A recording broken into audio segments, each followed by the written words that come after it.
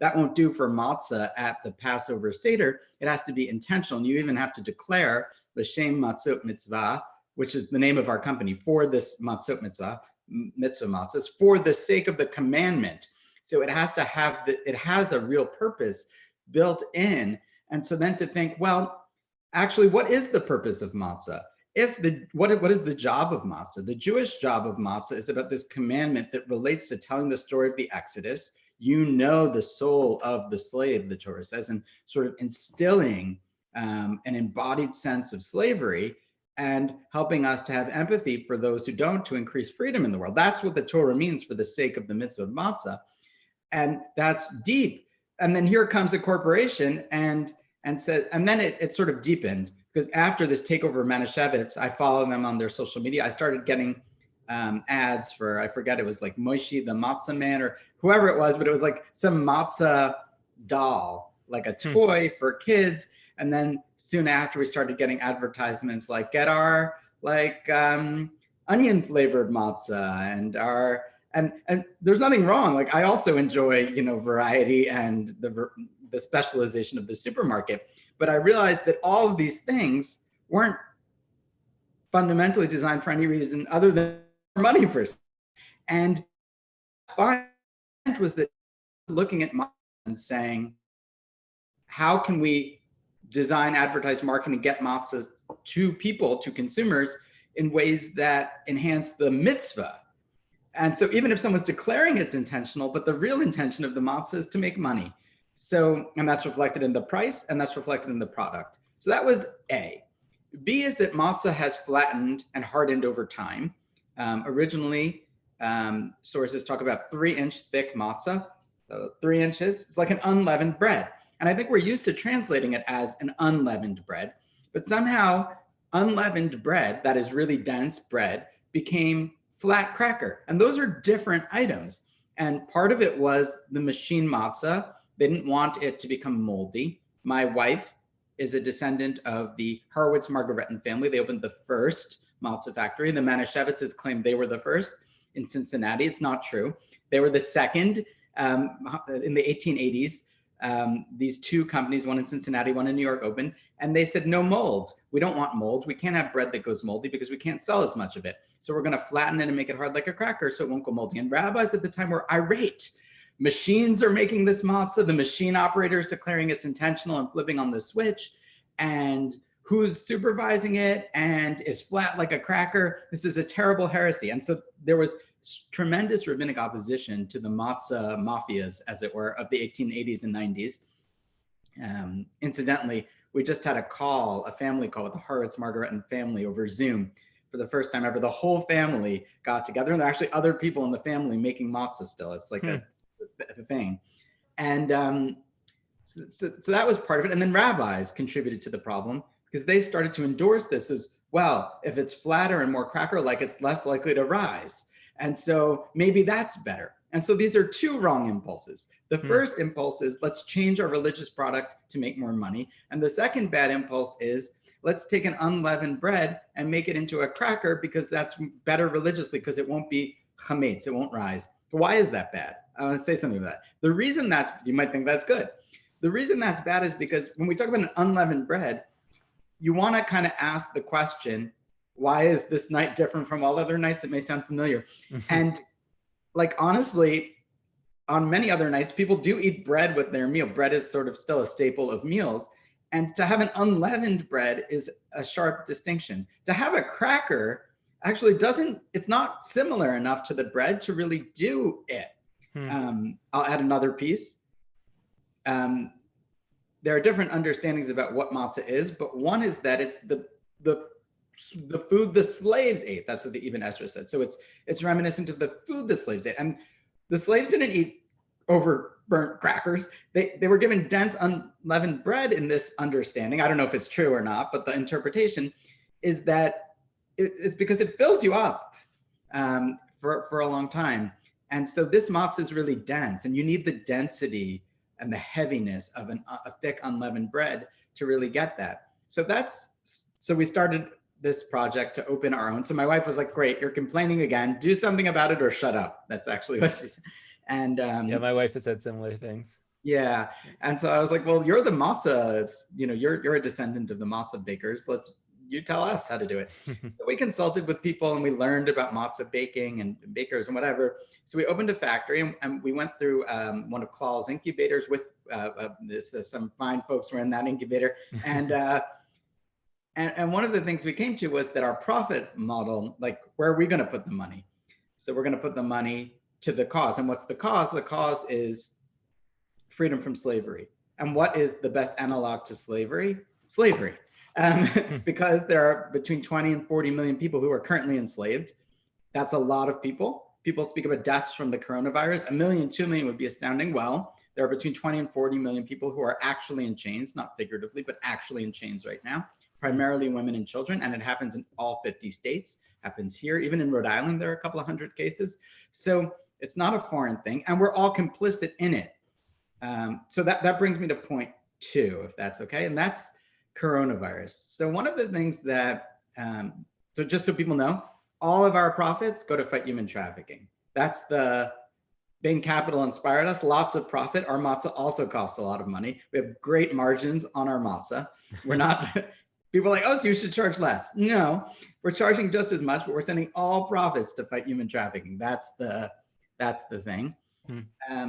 2, I think the coronavirus has helped with the collective action problem. Obviously, it's not a good thing, but one of the things it's exposed is that, first of all, when there are struggles with people who are vulnerable in vulnerable classes, like people without healthcare or people who can't afford not to go to work or can't afford not to take public transportation, like in Manhattan, there are pictures of mainly minorities on subways because they have to go to work.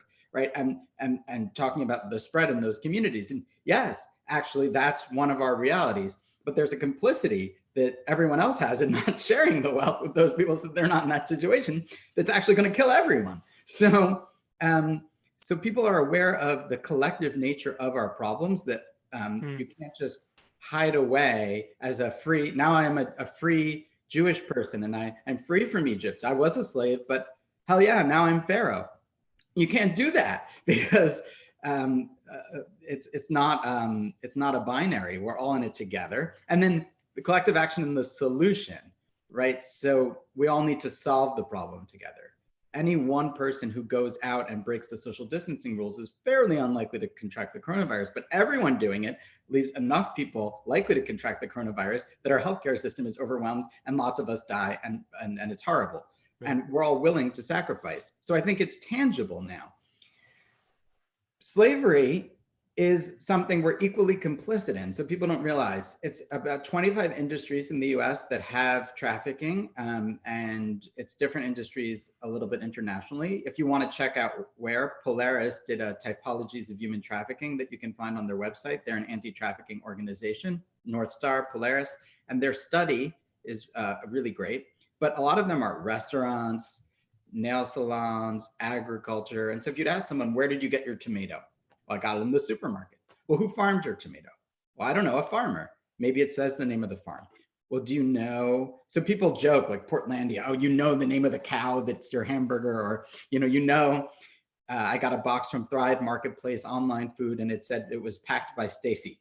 So I know Stacy. So people joke, oh, that's cute. You're trying to connect. You don't know anything about Stacy. But actually, what we do know is that large subsections of the industries we all rely on for affordable food, the way they keep their prices down in many cases are by enslaving or trafficking people. There's abusing workers on one hand and not giving them sick leave.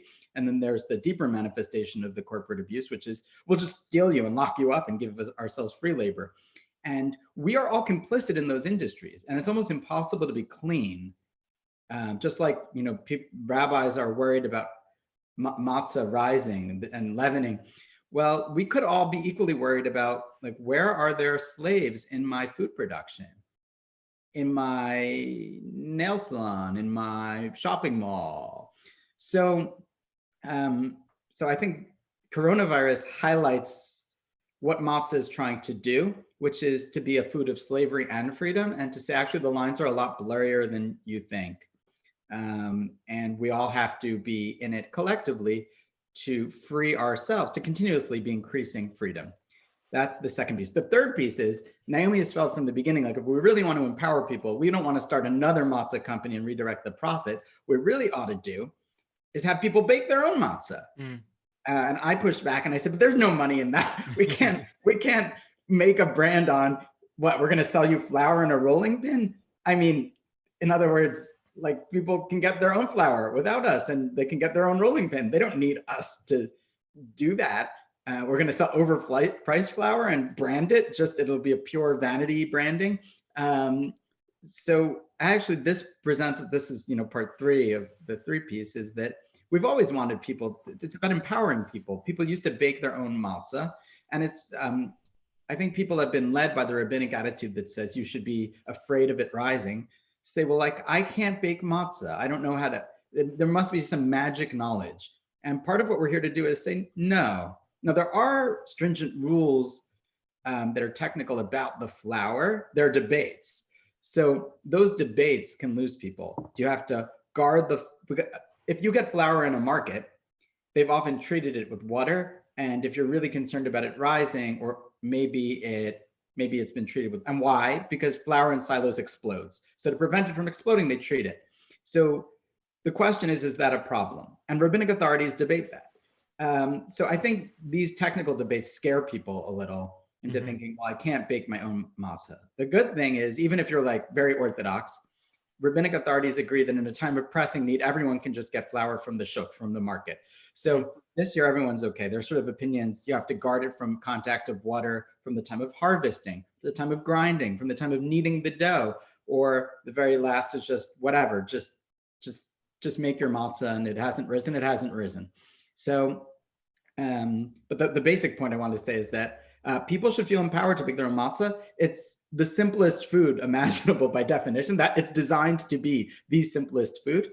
It's just flour and water. And so we produced this video.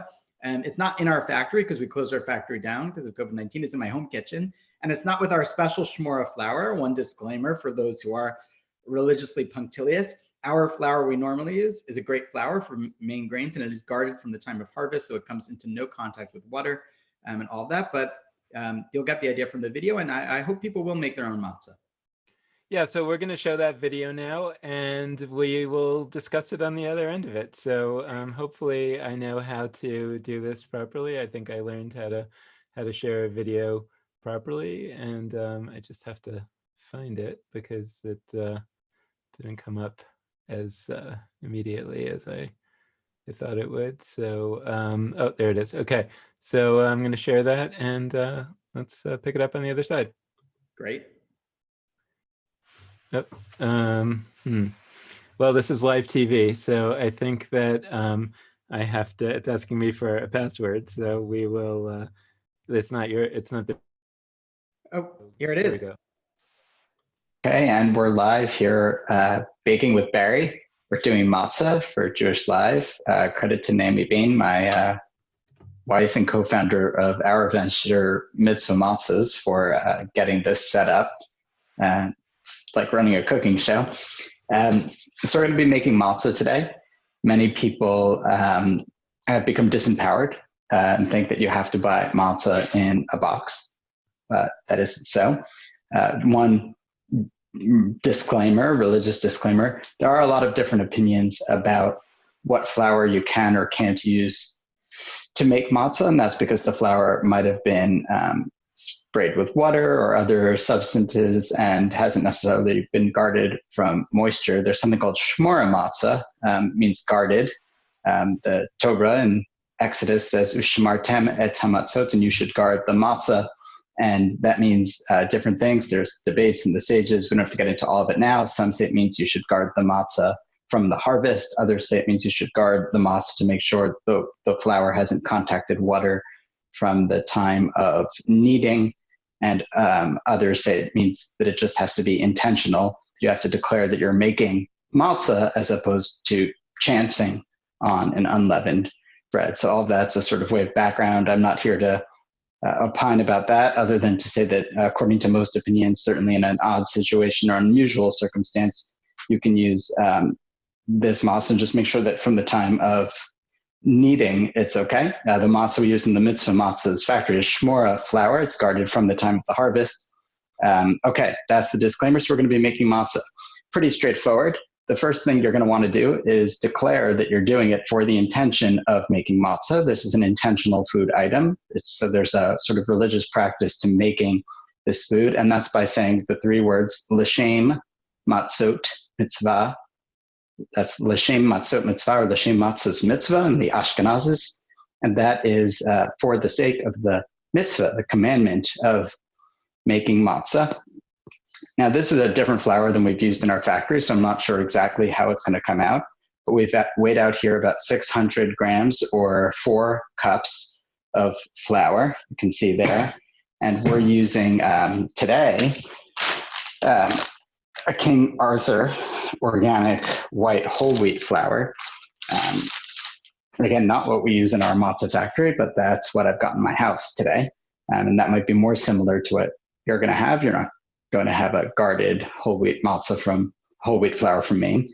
And so there's about 4 cups of that, 600 grams. And I have here about just under 400 milliliters of water.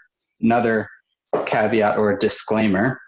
There's something called mayim shalanu, water that's rested. When they used to get well water, there was a concern it would be heated from the sun or other things. And so it would cause the matzah to rise. And so there was a custom to leave the water out overnight. But according to almost all modern authorities, if you're working with cold, cool tap water, it's not an issue. So you want to be working with the cool water, though. That's the tradition. Now, a few rules, and then we'll get at it. And it's really simple. First rule, it is the bread of affliction. 2 ingredients, water and flour. That's it. That's all we've got going on here. Second rule, 18 minutes from the time that the water hits the flour. We have 18 minutes to get this matzah out of the oven. Third rule, you're going to be wanting to knead the matzah, the flour, the dough, vigorously the whole time. The ideal is to constantly be kneading and to never let it rest. If you're doing multiple batches, you're going to want to clean your equipment to make sure there's no leftover dough. And so that's part of it. And you're also going to want to set an 18-minute timer or have a time-telling device around to get your matzah out of the oven on time. Things you'll need: a mixing bowl, water. Rolling pin could come in handy. You may or may not want a surface of some kind. You could use the counter, if you're a kind of sticky baking surface, and a docker. There are fancy metal ones. This is from an online kit to start your own pizza shop.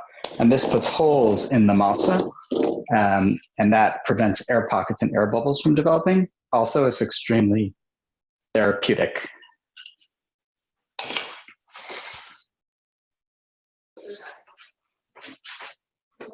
We're back. That was my wife from the other room reminding me that most people do not have a docker. I'm going to insist you're going to want to get one of these medieval torture devices. It is extremely therapeutic and a healthy way to take out your aggression. But if you do not have a docker, a fork will do just fine. So you can take a fork and poke holes in your matzah. But get yourself a docker. You won't regret it. Okay. So with that, I think we're going to go. We've heated our oven here to 550. Now we're making a soft matzah. Some people think this is the Sephardic style matzah, and you can see our website for more about that, or interview on Judaism Unbound. It doesn't have to be that hot. I would recommend heating your oven up to the highest temperature it'll get to, and putting the baking sheet that you're going to use, we're using just a cookie tray there, in to let it get hot. Okay? So you'll pour the water in. Say l'shem matzot mitzvah, and from that time you have 18 minutes to go. You want to knead and see how what the consistency is, and knead vigorously.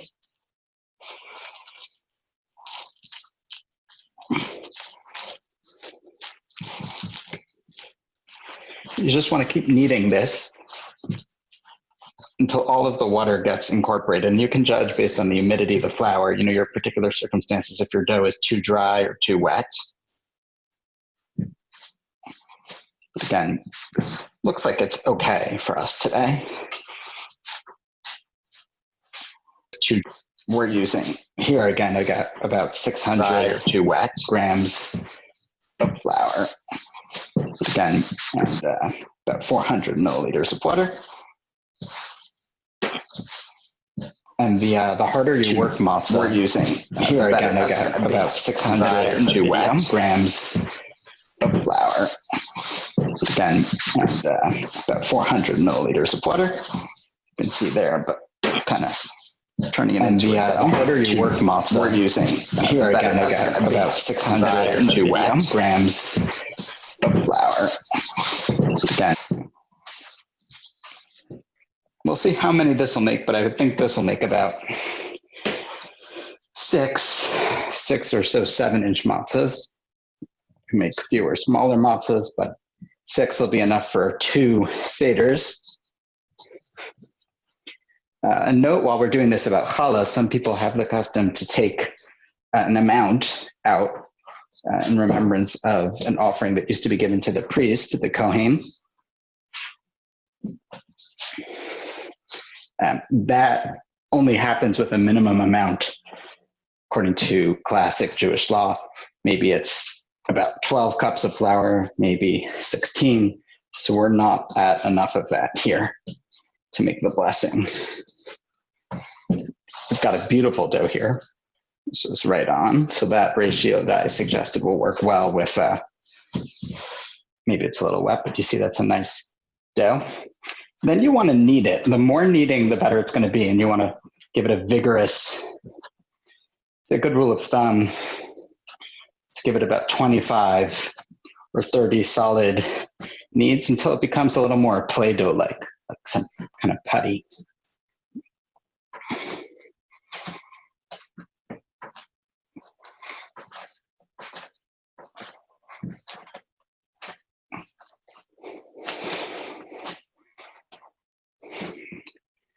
Now, I'm not a baker. I've never successfully baked a loaf of bread. Matzah is foolproof. Anyone can do it.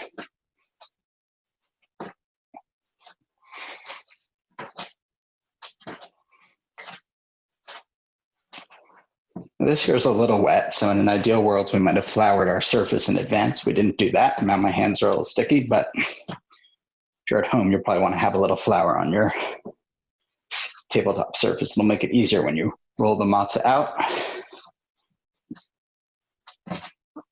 Now, one of the reasons why we bake a soft matzah at a slightly lower temperature than a traditional cracker matzah is that in a cracker matzah, if you use that high temperature, it cooks all the way through. It's very thin, but in a soft matzah, you'll sear the outside, but the inside won't fully cook. So you want to cook at a little bit of a lower temperature so that it cooks evenly through. The ideal, if you have it, most people do not, is to have a perforated pan. I don't know if you can see, but I'm rolling this into like a log now. So I've got a nice dough so that I can cut it into even pieces. You might use a knife to do that if you have a cutter, but if not, plain old knife. What you want to do maybe is make yourself from these 2 logs of 2, and out of each of those 3, so you'll have 6 total. Split it twice, once into 2 and once into 3. You can be as exact or imperfect as you like, depending on your personality, need for perfection. Okay. Then you're going to take your rolling pin, move the bowl out of the way.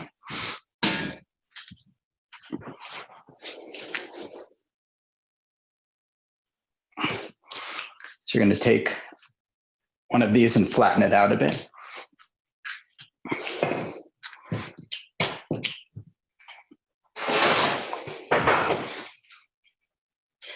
Now, I'm not using the ideal rolling pin here. We're working from our home kitchen, not our factory. The ideal is to use, I think, what they call the French rolling pins. They kind of are gradated with a slope out, but this will do the trick. Get a nice round circle going. A beautiful matzah, maybe see there maybe this is about 1/3 of an inch thick, 1/4 of an inch thick. See that nice matzah? Make a great matzah pizza. Have fun with the shape. Then you want to take your docker and just give some holes in each side. Again, the more holes, the better. The fewer the air pockets. So now you see we'll have a matzah with holes. There, just put that to the side. And you'll do that with each of your matzahs.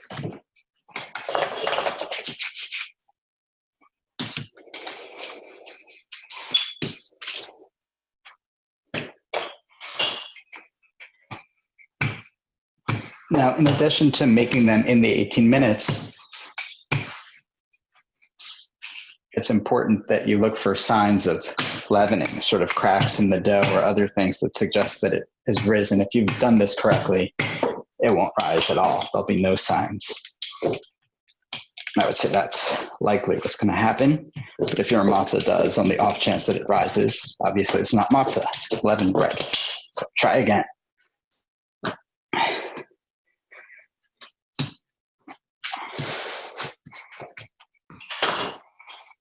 This is a great activity for the family. Also to get kids involved. Kids love to work with dough. Their hands a little messy. It's a good way to re-empower people. A lot of people make their own challah for Shabbat. For some reason, people think they can't do matzah. They've been taught that it's fraught.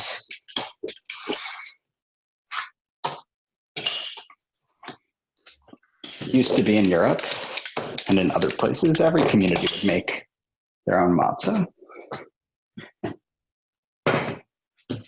Okay, so we've got 3 pretty beautiful matzahs there, if I don't say so myself.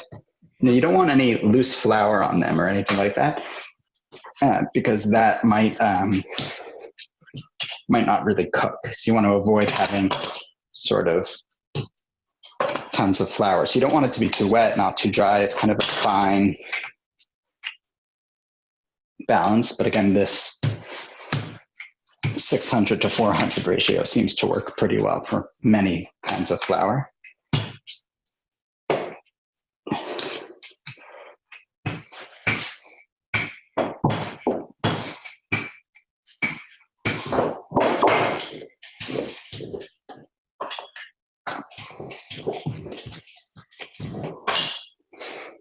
Smaller. Got just 2 left.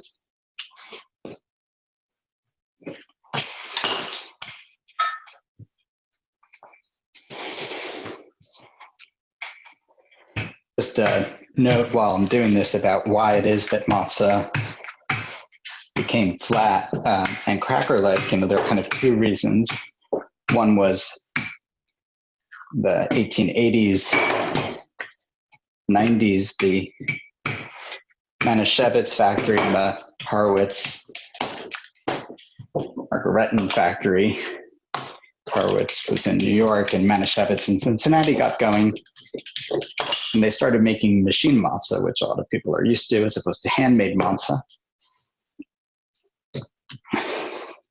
They wanted those to be shelf stable, not to go moldy or bad like bread. So they started making them cracker-like, and then was a big controversy at the time, especially because, as you see, it has to be an intentional project. So question arose, is it sufficient to have the operator of the machine have intention, l'shem matzah mitzvah, that it's for the sake of matzah, or do you really need a handmade product? Still, many of the Hasidic groups insist on handmade matzah, but most other people have come to rely on the machines, but there's no replacement for making it like by hand. The other reason for the flattening of matzah was to make it less likely to rise, a sort of legal stringency. So 2 things turned the bread of affliction into the cracker of affliction. You can see these are, still thin, still flat, very dense. Sometimes people say they're like pita, but they're really not. Denser than that.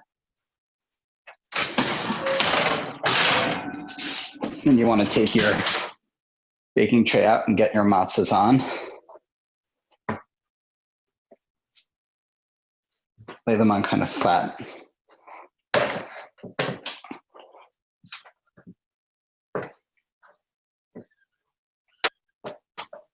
Baking tray out and get your matzahs on. Lay them on kind of flat. I'm only going to fit about 4 on here. See? Cut those in.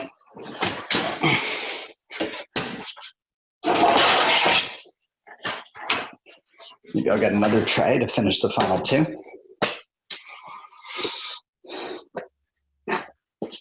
See that there?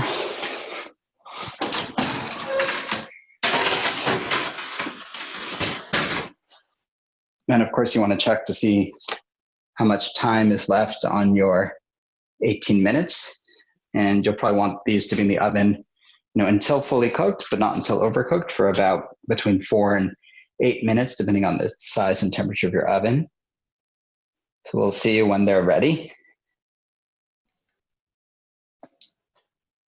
And we're back. Just taking the matzah out of the oven now. And I see these here. They got a nice golden brown to them. And something you might want to do, just to make sure they're done, you don't want them to be raw, wet. You might want to stick a toothpick in, make sure it comes out clean, that it's cooked, and you kind of see inside. If you're not sure, you can cut one open to test, but you want them not to be raw anymore. And you're also going to want to flip them when you take them out so they don't condense. Maybe move them around and let them cool somewhere with good ventilation. They can get kind of soggy in the cooling procedure. Take the last batch out of the oven.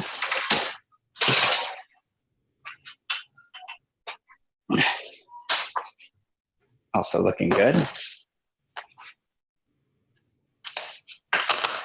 Those a little more charred on the other end. As you can see, they got a little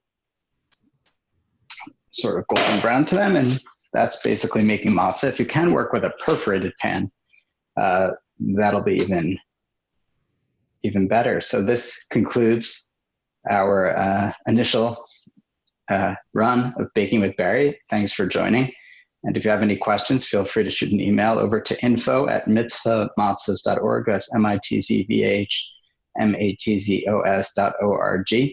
And we'll do our best in this crazy time to help you out. But good luck if you don't have matzah or just decide you want to bake your own this year. Good luck baking matzah. That was awesome. Oh, I think you're a natural. I I'd like to see that show on a weekly basis. used to watch food TV a lot as a teenager to distract myself from anything else. And so who knew that would pay off in your role as a rabbi? Yes, right.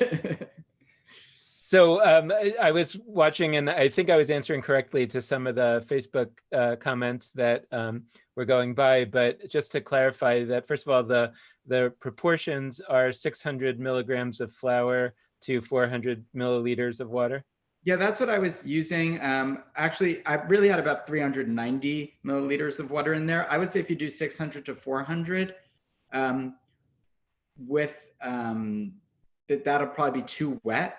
But 600 to like 390 will be okay. If you do 380, you'll be fine too. But the less water, the more you'll have to need to get the water in, and the harder it'll be. But once you have too much water, it becomes sticky and impossible to work with. And so probably between 390 and 400 is where you'll cross the line. So if people are really looking to do this, I would say, like, if you could be at 392, you'll have a great matzah. And if you go to 401, you're going to be like, damn it, I messed up. So that's what's going to happen. And let me ask you, I have some personal stake in this, but let's say that you needed to have a gluten-free matzah. Would you be able to use oat flour, and would it be the same proportions? Probably not. So even you could use oat flour, but it wouldn't be the same proportions. Matzah can be made with any one of 5 grains: wheat, barley, spelt, oat, and rye. There's actually a debate, an academic debate, about whether oats are one of those 5, but let's just say they are for now, because otherwise what would people that can't eat gluten do? And it's good that it worked out that way. The higher the gluten content in your flour, the more water you're probably going to need, I think. And oats don't have gluten. I don't know what the protein is in oat. I'm not a food scientist, though some of my friends are. So if you're using like a high protein whole wheat flour, a high gluten flour, like a pizza crust flour or something like that, you may need more water than a white flour, which you may find that the ratio I gave you is bad. But with oats, I would say test it out. The 600 grams of flour is kind of a nice number because it's 4 dry cups in a measure, and it usually produces 6, I would say, medium matzahs, which is perfect for 2 seders if you want. 3 per seder, 2 seders, it kind of works well. So I would use the same amount, but I would probably make a batch and pour in water and just see, what the amount was that worked. We can try it out on this end and get back to folks at some point about. Yeah, that would be great. And yeah, I mean, I think that there's some people who, from a religious point of view, might say, well, that may or may not be officially a matzah. But I think a lot of people would say, well, it's kosher for Passover, and it's something that looks like a matzah, and it's all I can eat as a gluten-free person. And it would be great to know. I think almost all rabbis would say that is a matzah. All rabbis would say very few things, but I think almost all rabbis would say your oat matzah is a matzah. So I think I don't want to take a license to speak for all rabbis, but it's probably okay. I just, and that's one of the first items we're going to expand to, when we perfect this product, which I think we've got now, is oat for the next year, for just that reason. But yeah, so I would experiment. Okay, and then the other question that somebody was asking is just, you talked about an intention that you traditionally say, and it's l'shem matzot mitzvah, right? Yeah, l'shem matzot mitzvah. And is that all you say, or there's like a baruch, or no, it's just those 3 words? That's it, l'shem matzot mitzvah. And it can actually become kind of like a mantra in some of the factories. If you visit in like the Lower East Side, where you get people working again and again and again, it's like l'shem matzot mitzvah. And some people actually say it again and again as they bake. They keep reciting it. You only have to. You don't have to do anything. But if you're following these rules, you say it once. But some of the Hasidic people would kind of like chant it over and over again as a kind of to keep focused. And the idea there is that in a way, what makes it a matzah, I mean, there's sort of 2 things that make it a matzah, as I understand you. One is that it didn't rise, and it's otherwise 18 minutes, whatever, but like the basic idea is that it's a bread that didn't rise. And number 2 is that you intended for it to be matzah, right? Right, and that's actually one of the rabbinic interpretations of ushmartem et hamatzot, and guard the matzah. What do we mean guard? So one understanding in the medieval authorities is guard it from rising. But the other understanding of guard it is actually like you should kind of like cherish it almost, right? Or you should be like really putting your soul into the matzah. If you think about something you guard closely, you keep it close to the chest kind of. So it's almost like an affection to the matzah. Like, I'm going to use this matzah for a Passover Seder. This is my matzah. Right. And there's something nice about people doing it themselves, because there's a personal element to that, right? To have someone else do that for your matzah. Well, you weren't there when they expressed this affection to the dough. They're in a factory in Brooklyn somewhere. So it's kind of nice to be able to do it yourself. Absolutely. And that's where I think that this year, I mean, why we wanted to do this was just on the presumption that there's a lot of people that aren't going to really want to leave their house as much as possible.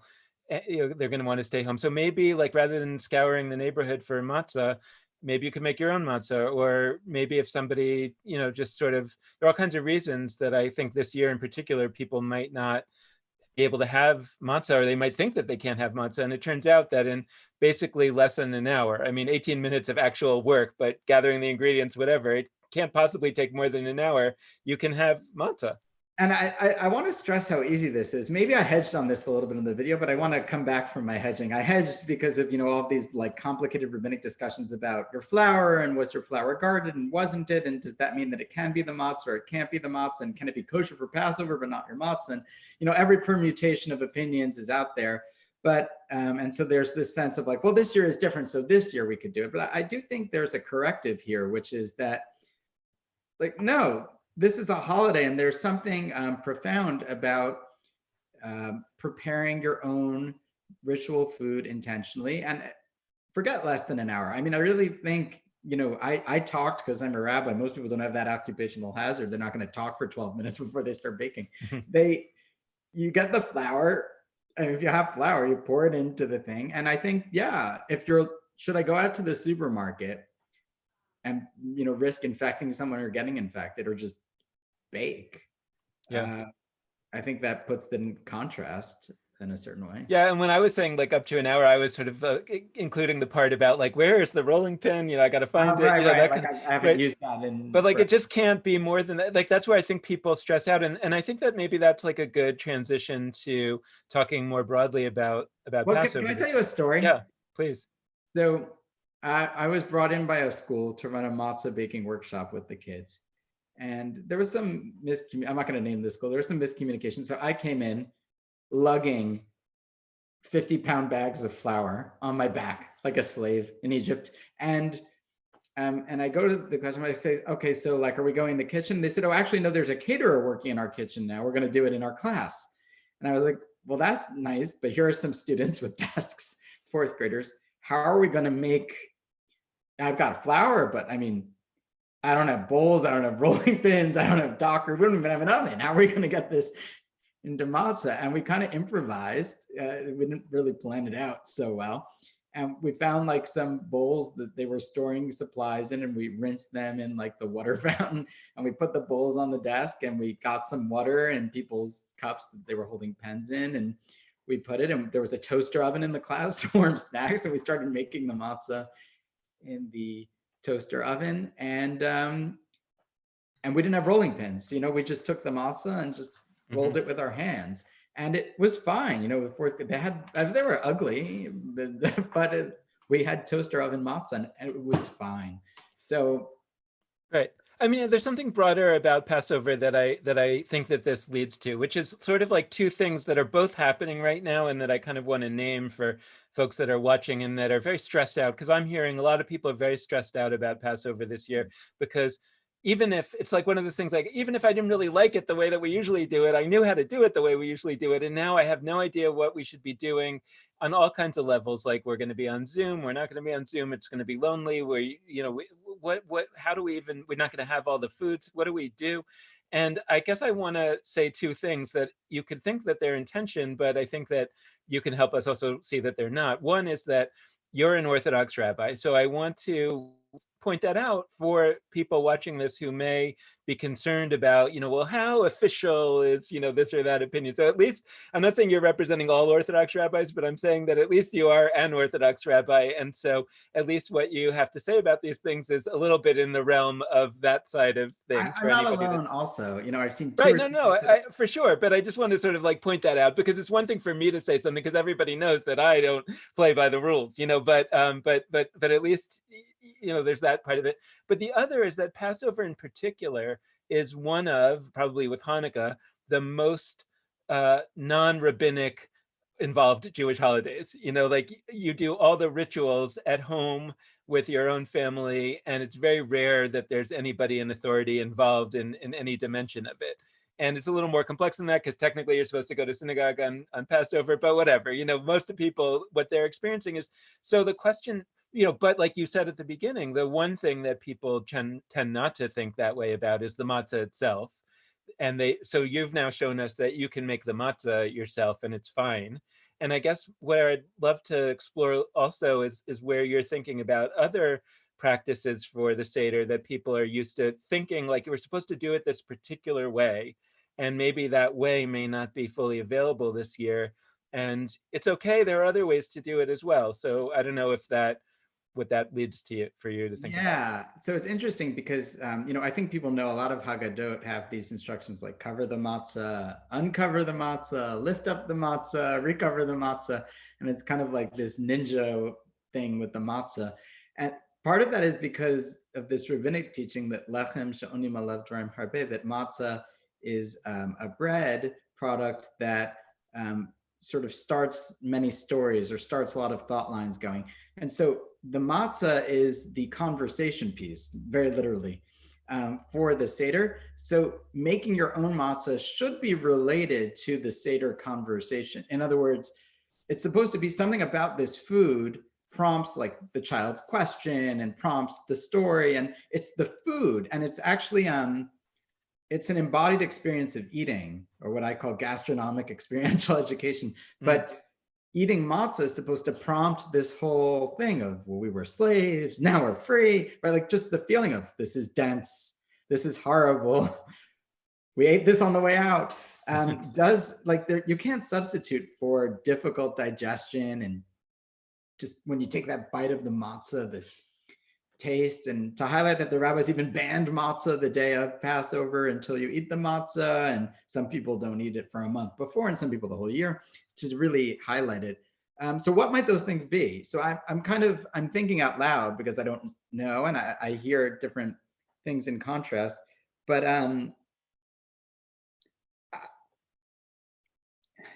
there's a teaching that the questions really prompt the Seder, and there's a lot of things done to encourage questions. But Maimonides quotes the Talmud in saying that even if you don't have anyone to ask, you ask yourself. You ask yourself the questions. I'm thinking about someone at a Seder alone that's going to not just recite 4 questions, but ask themselves the 4 questions. Like, why is this night different from all other nights? And so there are sort of 2 impulses, I think, that I want to name out there.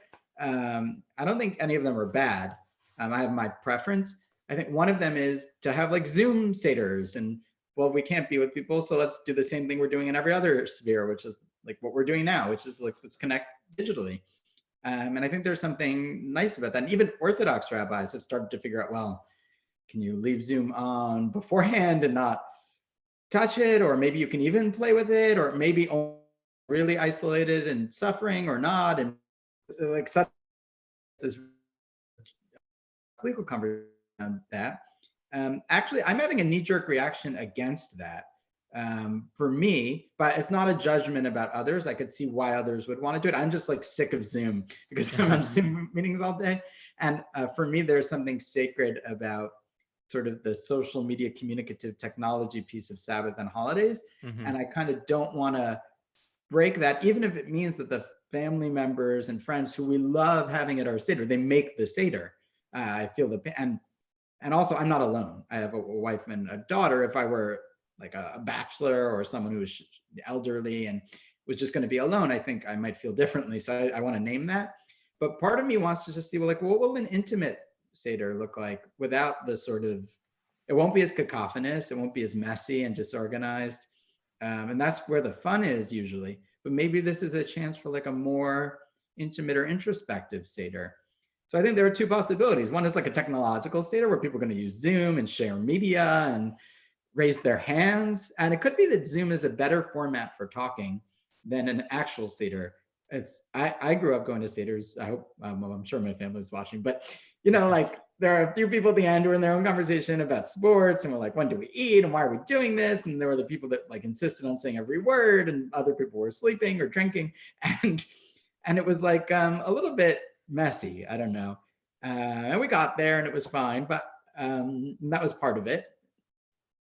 But it could be on Zoom with all the boxes where you could see everyone, no one's far away. It's harder. The side conversations are in chat, so they don't disrupt the thing. That actually, I could see a Seder having a more engaging conversation over Zoom.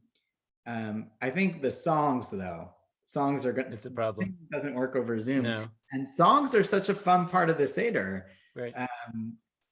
And there's just no substitute for being in personal presence with people. Right.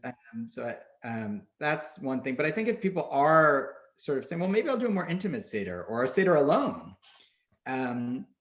So one thing would be like, you could go contemplative, crunchy, right? And do like a mindful eating exercise with the matzah. By crunchy, I mean crunchy, like hippie crunchy, Right, not right. matzah, soft matzah. The opposite of crunchy with the matzah. Yeah. So you could really, like, if the matzah is supposed to prompt the story and you are alone, I think what I would do is, some people have done like mindfulness exercises with the raisin, right? Where you slowly have the raisin in your mouth and you like suddenly notice, there are these ridges I feel on my tongue and the juices. And, some people like that, some people don't, whatever the yum yuck experience of that is, good, bad, otherwise, a lot of people have a different relationship to their raisin after such an exercise. And so matzah is kind of supposed to be the mindful eating exercise that prompts this whole thing. It's related. This is actually a chance not to kind of mindlessly eat the matzah amidst a debate you're having with your uncle, but to sit there and like, how is this matzah different from bread? Like, how is it similar? To really notice the matzah and just be present with it. And the same with the bitter herbs, like to sense the bitterness, other kinds of things like that. So I think there are opportunities for that. Something I've heard some friends suggest is to have people who would normally be at your Seder send questions they're thinking about and do a question swap. And then think about those questions at the Seder and then like report on it at some other time. I mean, one of the things that I was thinking about when you were just earlier on, when you were describing the matzah, was like, we're supposed to, I mean, the Passover Seder has kind of two dimensions to it. One is to remember when we were slaves and the other is to experience freedom. And a lot of times I think we experience the freedom part more because we've made a wonderful meal and there's wine and everything. I always wonder whether this year, almost without thinking, we're going to be able to experience the deprivation part in a different way than we have before, than we usually do. And maybe it's not something that we would want to ever do again on a Passover, but to have one Passover in our life where maybe we don't have all of the foods the way that we usually do, the symbolic foods even, or that we've had to make the matzah and maybe it didn't turn out so good or whatever. But like it maybe makes it a little bit easier to imagine that thing that we're supposed to imagine at the Seder, which is that we actually were slaves.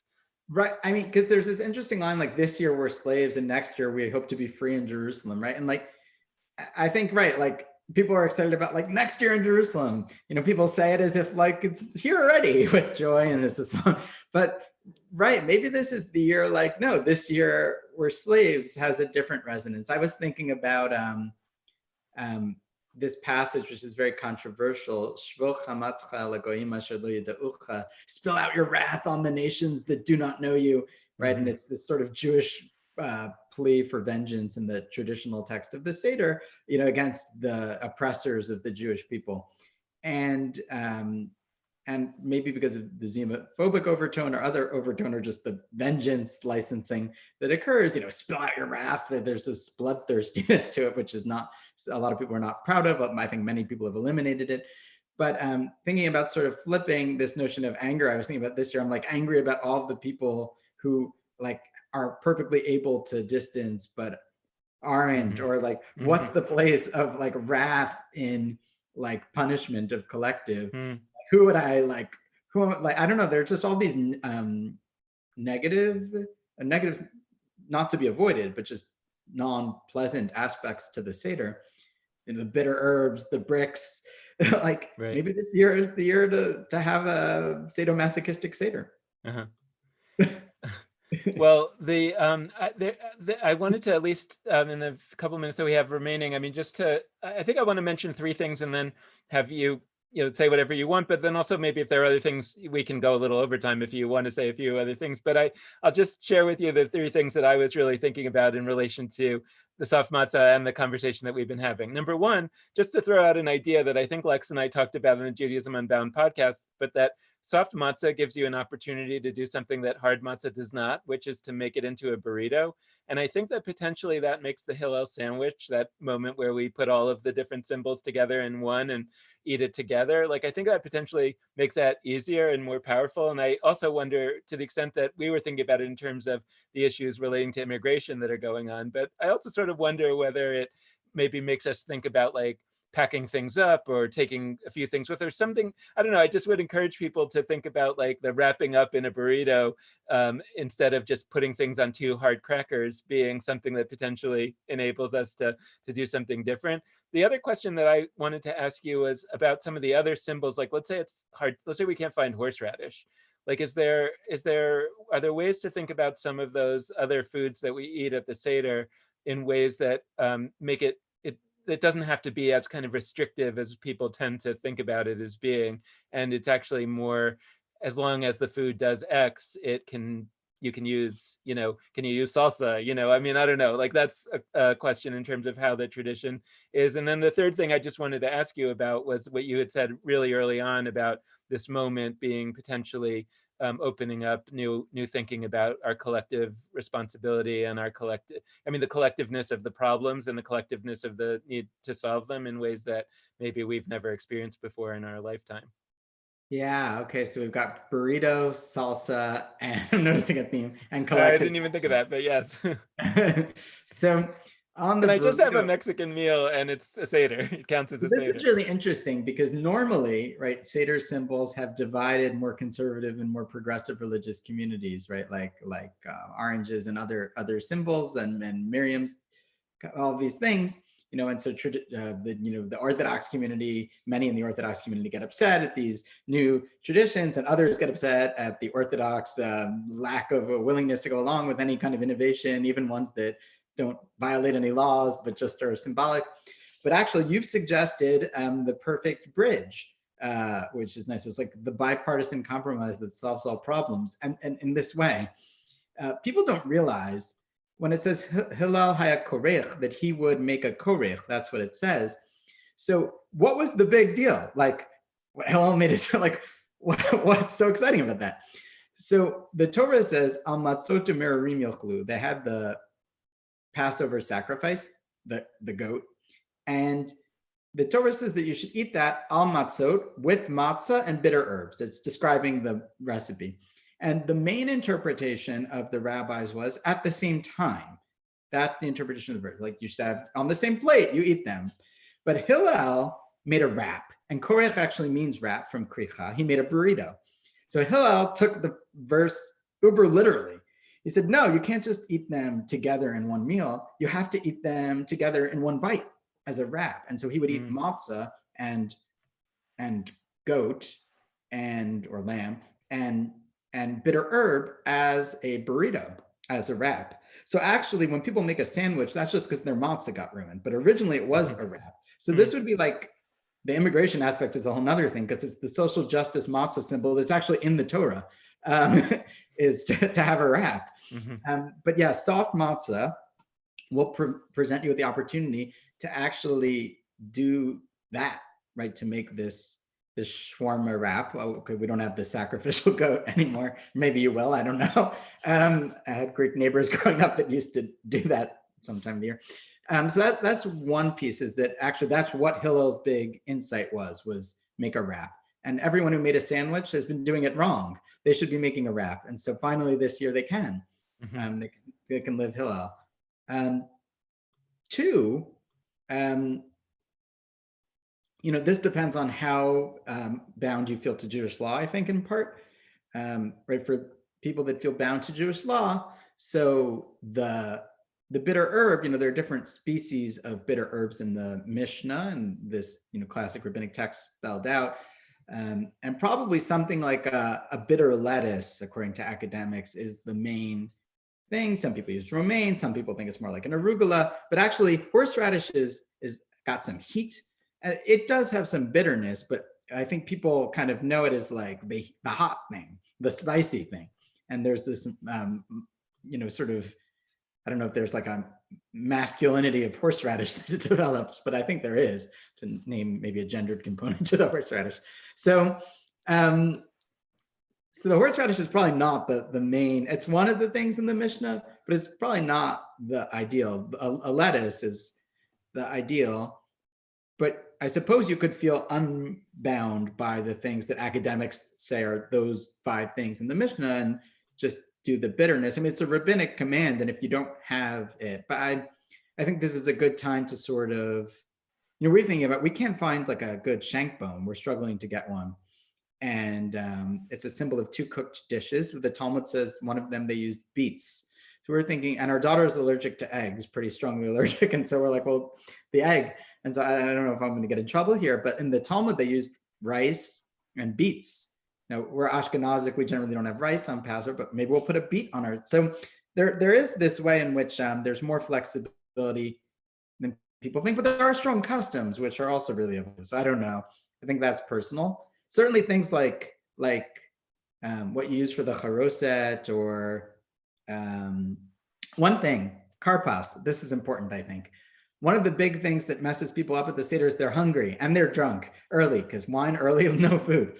So there's a debate about you should only have a little bit of the karpas, one of the early appetizers in the Seder, because of this blessing issue. If I eat too much, I might require an after blessing. I haven't made the blessing on bread yet. I've created my own like quasi meal, and now I need a blessing after the meal, before the meal. So people advise, it's like the matzah became flat because of stringency.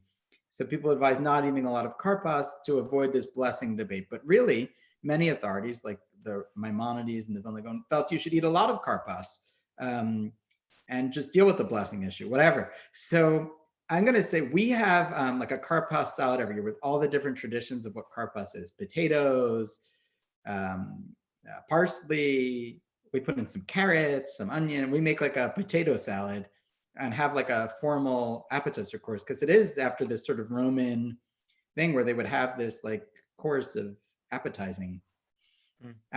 So I don't know.